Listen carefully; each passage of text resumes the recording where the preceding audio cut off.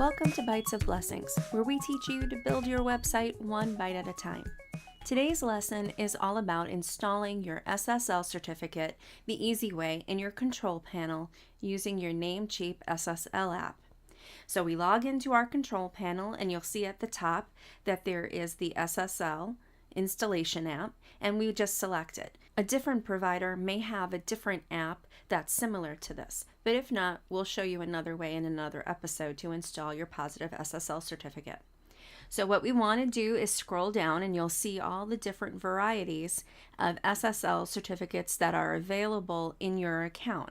And when we get to the bottom, we will find the domain name that we want to install it for. And you'll see on here I have a number of them, some that are active and some that can be installed. The one I want is all the way at the bottom, and when we get there, we'll just hit install. Now you'll see here that it says that I have an SSL certificate already. This is a free type of certificate. That's not the same thing as that little lock symbol that you'll find in your browser bar that lets you know that a site is secure. So yes, I do want to replace it with my positive SSL certificate. Now you'll see that there is an administrative details that just consist of an email address. And if that's your correct email address, you can go ahead and hit install certificate. This is so that when it's time for renewal or if there's any problems, they can get in touch with you. So it's very important that it's an email address that you can use and access easily. Okay, great. It's installed, and the top notification lets you know that it'll take about 15 minutes to get installed, and if it's not there after 15 minutes, that you should contact Namecheap. But we're going to scroll down to the bottom of this page for some more information. On the right, you'll see that there is an HTTPS redirect, and it also shows that our SSL certification process is in progress. We want to select this HTTPS redirect.